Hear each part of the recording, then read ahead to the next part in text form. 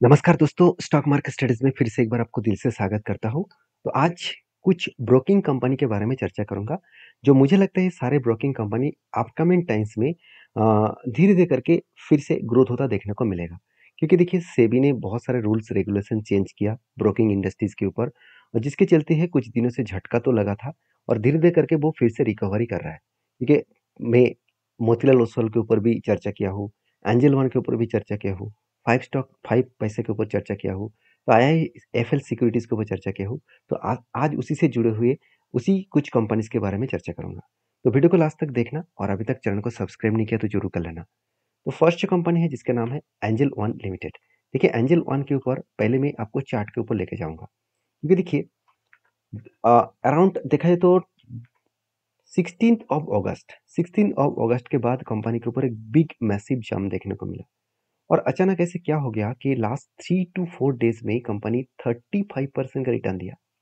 3 to 4 days में 35% का return दिया। उसके पीछे रीज़न कौन-सा है वो मैं आपको बताऊँगा। आपको चीज़ों को पहले समझना होगा। जैसे देखिए, कंपनी जब नीचे आए थे मतलब कंपनी लगातार जब गिरते चले जा रहे थे, कंपनी के ऊपर देखिए कंटिन्यूअसली सेलिंग परफॉर्मेंस देखने को मिला। और जो सेलिंग है अगर ध्यान से देखेंगे, यहाँ पे एक लेवल है, यहाँ पे एक लेवल है, यहाँ पे एक है और यहाँ पे है।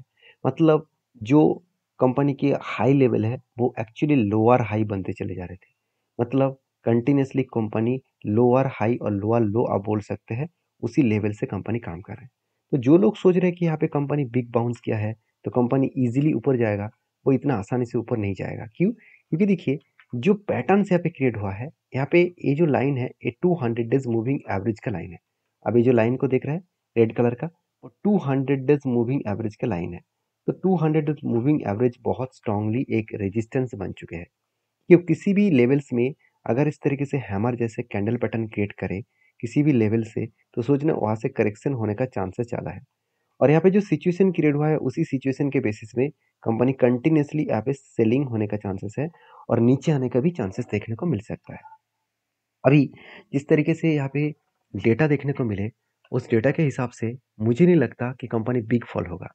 क्योंकि देखिए आप खुद ही देख सकते हैं कि इस तरीके से जर्नी होने के पीछे जो मेन रीज़न है, वो है इस कंपनी ने बड़ा एक डिसीज़न लिया कि ग्रुप चीफ मैनेजमेंट के ऊपर, ग्रुप चीफ रिस्क में ऑफिसर के ऊपर एक व्यक्ति को अपॉइंटमेंट किया है और इस अपॉइंटमेंट के बाद ही कंपनी के ऊपर एक अच्छा खासा बूस्ट देखने को मिला। और किसको अपॉइंटमेंट किया गया है? मनमोहन सिंह को। अभी कहेंगे सर मनमोहन सिंह मतलब जो मतलब एक्स पीएम था। नहीं, यहाँ पे वो बात मैं नहीं कहूँगा। मनमोहन सिंह नाम आप देख लीजिए यहाँ पे, मैं खुद नहीं बता रहा हूँ। देखिए उन्होंने खुद कहा कि जो अपॉइंटमेंट किया गया है वो मनमोहन सिंह जी को, तो उन्होंने इस मतलब ज़िम्मेदारी से इस डिपार्टमेंट को वो हैंडल करेंगे। तो अभी इस कंपनी का ग्रोथ भी बढ़ने वाला है। तो उसके साथ-साथ और एक अपडेट है जो मैं आपके साथ शेयर करूँगा कि Indian Angel One gains 30 million spending plan to AI, मतलब आर्टिफिशियल इंटेलिजेंस के ऊपर कंपनी 30 मिलियन डॉलर्स के आसपास टोटल स्पेंड करने वाला है। तो सोचिए कंपनी में कितना अपकमिंग टाइम्स में बूस्ट आने वाला है। तो जो लोग सोच रहे हैं कि कंपनी के ऊपर इतना बड़ा फॉल हो गया, कंपनी बेकार हो गया, चलो भाग जाता हूँ। उसके लिए बता दूँ, मैंने इसके ऊपर एक डिटेल्स वीडियो बना के दिया हूँ। जाकर एंजल वन सर्च करना, उसके ऊपर डिटेल्स वीडियो बना के मैं लेके रखा हूँ कि 100% गेन अपकमिंग टाइम्स में आने वाला है। क्यों मैं 100% गेन लेने के लिए तैयार हूँ, वो मैं उस वीडियो में डिस्कशन किया हूँ। तो फिलहाल के लिए मेरा व्यू यही रहेगा, क्योंकि कंपनी के ऊपर जो ग्रोथ है, अगर उस ग्रोथ के बारे में बात करूँ आप खुद ही देख सकते हैं, सेल्स एंड प्रॉफिट ग्रोथ कितना पॉजिटिव है। और क्वार्टर रिजल्ट भी देखा है तो कंपनी का सेल्स एंड प्रॉफिट ग्रोथ यहाँ पे भी ठीक ठाक है। तो जो कंपनी के सारे परफॉर्मेंस ठीक है, क्या वो कंपनी खत्म होने वाला है, क्या कंपनी रुकने वाला है? ऐसे बिल्कुल नहीं। इस चीज़ों को आपको पहले समझना होगा। तो मैं इस कंपनी के ऊपर बुलिश हूँ। मैं इस कंपनी को कंटिन्यू करूँगा क्योंकि मेरे एकदम लोअर लेवल में करीबन कुछ इस तरीके से लेवल में है। 2100 के लेवल में मेरा एंट्री है और इसको मैं कंटिन्यू करूँगा इसका टॉप लेवल तक 3900 के आसपास। 3900 तक मैं इस कंपनी को होल्ड करूँगा। हाँ, मैंने कोई स्ट्रैटेजीज़ के बेसिस में यहाँ पे एंट्री नहीं लिया। मैंने जो एंट्री लिया वो एक्चुअली टॉप लेवल से ओवरऑल 40 टू 50% करेक्शन हो गया था, जिसके चलते मैंने एंट्री लिया। क्योंकि मैं बहुत बार देख चुका हूँ कोई अच्छी कंपनी अगर टॉप लेवल से 50% के आसपास 50 टू 60% अगर क्रैश हो जाता है, तो वहाँ से वो एक रीबाउंस ज़रूर करता है। तो अभी रीबाउंस कब करेगा, कब ऊपर जाएगा वो तो मुझे पता नहीं। मगर इस सिचुएशन अगर मुझे 1 साल लगे, 1 साल नहीं 2 साल भी लगे, कोई फ़र्क नहीं पड़ेगा क्योंकि मुझे 100% के आसपास रिटर्न मिलने का चांसेस है। तो नेक्स्ट जो कंपनी उसी के नाम है 5 पैसा कैपिटल। देखिए ये भी एक स्टॉक ब्रोकिंग कंपनी है। आज ये कंपनी बहुत छोटा है, करीबन 1500 करोड़ के आसपास है, मगर इस कंपनी का भी ग्रोथ बढ़ने वाला है। देखिए, इंडिया में एक डेटा पब्लिश किया गया कि इंडिया में 3 से 3.5% लोग, मैं एक बार लिखना चाहूँगा, आप देख सकते हैं इंडिया के 3 से 3.5% लोग ही इंडिया में टोटल इक्विटी मार्केट में काम करते हैं, डायरेक्टली स्टॉक को बाय सेल करते हैं। और बाकी चाइना में अराउंड 30% से भी ज़्यादा, और अमेरिका में 55% से भी ज़्यादा। तो डिफरेंस देखिए, कितना बड़ा गैप है। तो इंडिया को अगर एक डेवलप कंट्री बनना है, तो उनमें से अ, पर मतलब व्यक्ति को यहाँ पे मार्केट में डायरेक्टली इन्वॉल्व होना पड़ेगा। तो उसको मार्केट के ऊपर काम करना होगा, तभी कोई कंट्रीज ग्रोथ कर सकते हैं। और देखिए, मुझे गवर्नमेंट का एक बात अच्छा नहीं लगा, क्योंकि देखिए पहले मार्केट के ऊपर ज़्यादा लोग अगर इन्वेस्टमेंट करने के आए, उसके लिए बहुत सारे अलग अलग पॉजिटिव ओपिनियन रखना चाहिए था, अलग अलग कोर्सेस फ्री में कराना चाहिए था, इस मार्केट के बारे में जानकारी लोगों को देना चाहिए था। तो मगर गवर्नमेंट ने कर दिया कुछ उल्टा। गवर्नमेंट ने लगातार का मतलब टैक्सेशन बढ़ाते चले जा रहे हैं। तो लोग मतलब जो लोग यहाँ पे मार्केट में काम करने के लिए आए हैं, वो भी अब भाग भाग जा रहा है। क्यों? क्योंकि इतना टैक्स देकर वो काम क्यों करेगा? मान के चलिए, आपने अ, 1 लाख रुपया निवेश करके 30% अपने प्रॉफिट कमाया, तो 30% मतलब 30,000 रुपया आपने कमाया, और 30,000 के ऊपर तो शॉर्ट टर्म कैपिटल गेन आपको कितना देना पड़ेगा? 20%। तो 30,000 के 20% होते हैं करीबन करीबन 6,000 रुपीज। तो आपके जेब में बचेगा क्या? तो इतने ज़्यादा अगर टैक्सेस ही देना पड़ता है, तो ये तो सिर्फ कैपिटल गेन टैक्स है। उसके साथ साथ जो मतलब स्टैम्प ड्यूटी चार्जेस है, उसके साथ साथ गवर्नमेंट टैक्सेस है, जीएसटी है, ब्रोकरेज चार्जेस है, सब कुछ मिलाकर आपके जेब में अल्टीमेटली आपके जेब में 30,000 रुपया आपने प्रॉफिट किया, आपके जेब में आएगा सिर्फ 20,000 रुपया। 10,000 आपका गायब हो जाएगा। तो सोचिए, इस तरीके से अगर सिचुएशन बने, तो कौन लोग मार्केट के ऊपर ज़्यादा काम करने के लिए चाहेंगे? तो इसीलिए मैं बार बार बोलता हूँ, ये गवर्नमेंट को एक अलग लेवल में सोचना चाहिए था। फिर भी ब्रोकिंग कंपनी कभी भी खत्म नहीं होने वाला है, क्योंकि लोगों के मन में जो इन्वेस्टमेंट के जो पावर अभी जाग चुके हैं, जिस तरीके से लोग एफएनओ और फ्यूचर ऑप्शंस इक्विटी में होल्डिंग में काम कर रहे हैं, उसके अकॉर्डिंग लोग लगातार काम करते रहेंगे। तो देखिए, जिसके चलते ब्रोकिंग कंपनी धीरे धीरे करके जरूर बढ़ेगा। और 5पैसा capital.com के ऊपर मुझे जो पॉइंट्स बेस्ट लगा, उसको मैं आपके साथ शेयर करूँ, तो मुझे इस कंपनी का सेल्स का ग्रोथ, प्रॉफिट का ग्रोथ, सब कुछ मुझे पॉजिटिव दिखा। जो पिछली बार कंपनी का सेल्स एंड प्रॉफिट डाउन हो गया था, उसको भी कंपनी इस बार क्या करता है, रिकवरी कर दी है। मतलब 20 करोड़ के आसपास कंपनी नेट प्रॉफिट को भी यहाँ पे जनरेट किया, जो नेट प्रॉफिट कंपनी के लिए एक बेस्ट नेट प्रॉफिट है, जो कंपनी को आगे बढ़ाने के लिए काफ़ी है। बाकी इस कंपनी के ऊपर मुझे और 2 पॉइंट्स बेस्ट लगा, जो पॉइंट्स मैं आपके साथ शेयर करूंगा। देखिए, कंपनी ने जो कर्जा लिया, प्रोसीड फ्रॉम बोरिंग्स में देखा है तो पहले कंपनी का कोई भी कर्जा नहीं था। उसके बाद कंपनी कर्जा लेना स्टार्ट कर दिए, और कर्जे को कंपनी धीरे धीरे करके मिटा भी रहा है। पहले कंपनी ने कोई कर्जे को नहीं मिटाया, फाइनली कंपनी कर्जे को मिटाना स्टार्ट किया है, क्योंकि देखिए कर्जे जो लिया गया है, उसको मिटानी भी तो पड़ेगा। अगर नहीं मिटा रहे तो मतलब कंपनी के ऊपर कुछ ना कुछ तो मतलब गलतियां है, कुछ ना कुछ तो वीकनेस है। मगर यहाँ पे कर्जा टाइम टू टाइम पेमेंट कर रहा है, मतलब कंपनी में बिजनेस तो स्मूथली चल रहा है, ये बात आप बोल सकते हैं।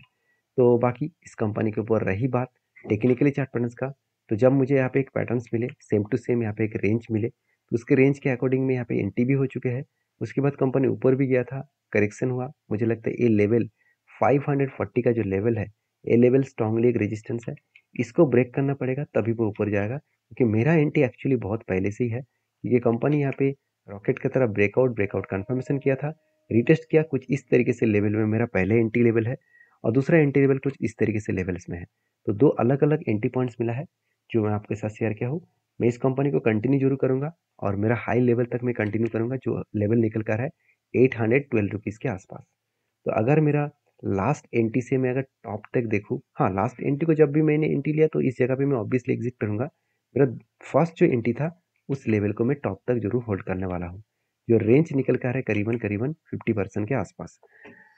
बाकी आपके क्या व्यू है इस कंपनी के ऊपर, ज़रूर कमेंट्स करके बता सकते हैं। नेक्स्ट जो कंपनी है उसका नाम है आईआईएफएल सिक्योरिटीज लिमिटेड। देखिए, ये भी एक स्टॉक ब्रोकिंग कंपनी है, क्योंकि इस कंपनी के अगर बिजनेस के पॉइंट ऑफ व्यू से बात करूँ, तो कंपनी का मार्केट शेयर में आप देख सकते हैं, कंपनी के कैश इक्विटी मार्केट में 2.60 मार्केट शेयर इसके पास है। टोटल इक्विटी मार्केट में कंपनी का 1.10% का मार्केट शेयर है, और कंपनी पूरा का पूरा स्टॉक ब्रोकिंग के ऊपर डिपेंडेंट है। 77% स्टॉक ब्रोकिंग के ऊपर कंपनी काम करता है।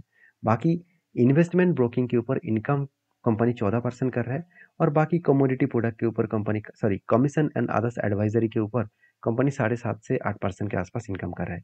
मतलब कंपनी ज़्यादा से ज़्यादा ब्रोकिंग के ऊपर ही डिपेंडेंट है।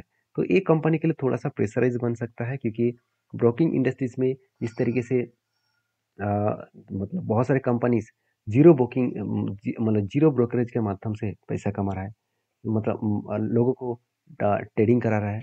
उस जगह पे कंपनी के ऊपर तो खतरा बन सकता है। दूसरी बात, इतनी ज़्यादा कंपटीशन है इस फील्ड में, क्योंकि बहुत सारे 400 से भी ज़्यादा स्टॉक ब्रोकिंग कंपनी है इंडिया में। तो इतने कंपटीशन मार्केट में खुद को स्टेबल करना, खुद को ग्रोथ करना इतना आसान नहीं है। और दूसरी बात, IIFL सिक्योरिटीज़ के ऊपर सेबी ने एक रेस्ट्रिक्शन भी लगा दिया कि कुछ कस्टमर वो 1 साल तक वो एडिंग नहीं कर पाएंगे।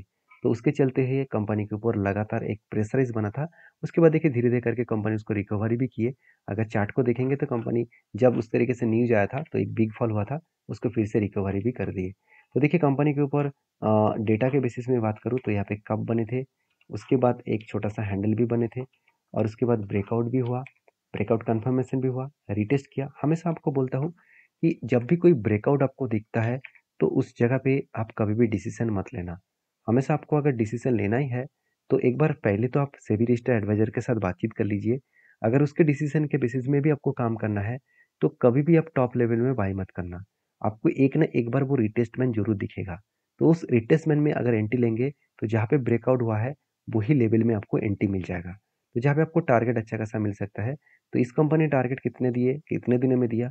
जब एंट्री मिला, वहाँ से लेकर अगर टॉप तक देखूँ, तो ऑलमोस्ट 39% के आसपास टारगेट मिला, और वो भी 77 डेज़ में। बोल सकते हैं आप ढाई मंथ में। तो ढाई मंथ में कंपनी 38% का रिटर्न दिया। इससे बढ़िया चीज़ और कुछ हो नहीं सकता। तो क्या फ़िलहाल के लिए कोई फिर से कोई ट्रेड बनने वाला है?